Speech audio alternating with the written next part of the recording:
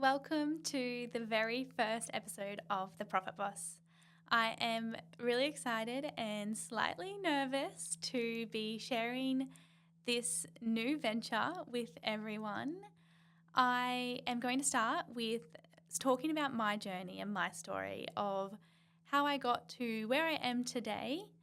And along that journey, I want to share my top 5 lessons as a young businesswoman. Whilst these are just the top 5 that I've come across so far and that stand out, I am sure I'm going to face many more challenges and learn lots more life lessons in the years to come. Rewinding right back to my childhood, I grew up in the beautiful Whitsundays, and as any child would, I absolutely took this for granted. I grew up with lots of space around me, living on a farm. We were literally constantly doing activities, whether that be motorbike riding or out on the boat or water skiing. And I was always surrounded by my family. I was either with my parents or my little sister Sarah, or cousins, grandparents, aunties, you name it. I was very fortunate to have a lot of family around me. When I wasn't doing these activities, when I think about it, I was then reading a book or doing my homework or studying. And I definitely, as a kid, was the person that everyone hated at school because I would have put my hand up to say, "Hey, miss, when are we going to cover that homework we all had to do?" I definitely took this in my stride and I absolutely tried my best when it comes to things like schooling. Looking back, I realize I put so much pressure on myself from such a young age to absolutely exceed expectations. And these were expectations, though, that I put on myself. This mostly was academic endeavours, but it also included sports, as I dabbled in some competitive swimming as a child. And this translated to receiving awards, getting accolades, whether it was scholarships or getting ducks or subject awards. And I think if I didn't have the support network I had in my family at the time from such a young age through schooling, I probably would have broken because I was so stressed out. It really was unrealistic expectations I put on myself that I wouldn't put on anyone else. And if I was to say what my first life lesson is as a young businesswoman, it would be that consistency and dedication is how you can lead a successful life. It is a lesson that I continue to fall back on right up to today's date, knowing that those small 1% efforts add up considerably over time and lead you in the direction you want to go. But I will say I'm much kinder to myself these days in the process of striving when I compare to 17-year-old Tegan. Another key part of my childhood was my best friend Georgia. We were constant in each other's lives from the age of 4. And I really think it's actually been around her family as a young person that sparked my interest in business. My parents work for other people, so it wasn't in my own home that I could even understand what a business was and what that meant. And so it was really Georgia's mum who inspired me to think about whether that would be something I might want to do in the future, and has led me to now being an accountant looking after many business owners. I think back and my life would look very different if I had not been inspired by this, as I probably wouldn't have found myself in a career as an accountant. Leaving school, I knew I wanted to learn about business and I knew I wanted to earn money myself alongside study. And this is when I decided to do an accounting traineeship because it sort of complemented all the things I was looking for. This meant I was working full-time as an accountant the day I sort of left high school and was studying my accounting degree externally on weekends and at night. Through this journey of juggling working and studying, I really was blessed with the place that I worked in Mackay as an accountant for the first time. This was where I had the first experience of having a family that was not a relative, and I really did work with the best people. I was fortunate to also have amazing work opportunities in this role, working with some pretty big businesses at a young age. This really propelled my growth and learning. And it was around these people that became like family that I learned to prioritize fun, because my personality up until that date had been a default to take things seriously and probably not really look for those sparks of enjoyment outside of work and study. Something that was really exciting around this time was that I caught the travel bug. I started to put all my priority into working hard and saving up all my money so that I could then go overseas for the first time. And I think back about these travel experiences and I feel so fortunate to have had those opportunities. I also found CrossFit, which became a hobby that I dedicated myself to, learning new skills and getting fitter and doing competitions. And something about CrossFit is that it also is really community orientated. And I found some people that I could have this fun with that really become lifelong friends. And so I'd say in this journey that my next life lesson I learnt was how to have fun. And that might sound silly to some people, but that's my truth. And it really showed me that there is a different default that you can set for yourself. In this, I found who Tegan was outside of being an accountant. At the start of COVID, I met my now fiancé Leighton, and I have a massive smile on my face thinking about the time when we first met and our relationship started. If I was to think about what we've now done in the last 5 years we've been together, it actually blows my mind.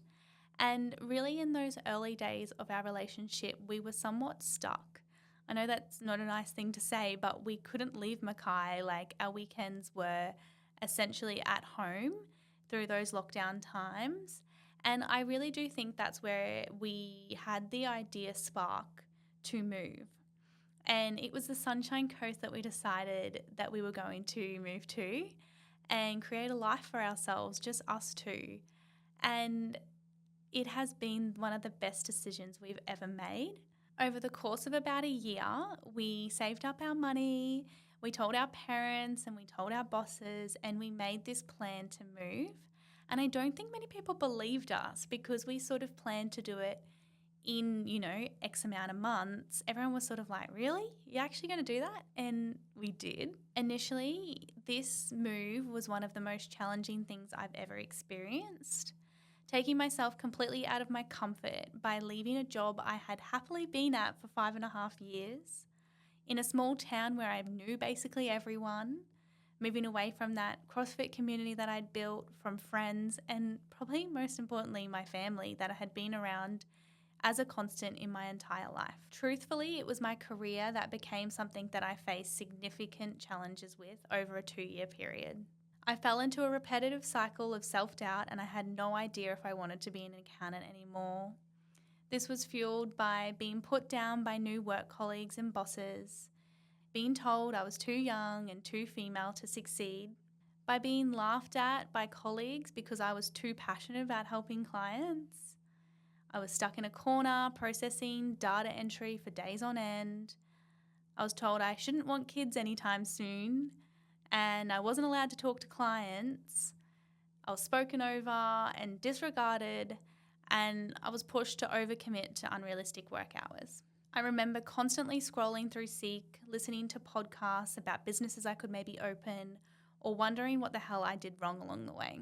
If it wasn't for my clients who I supported in their tax and business advisory needs through these more difficult times, I really don't know if I would still be an accountant today.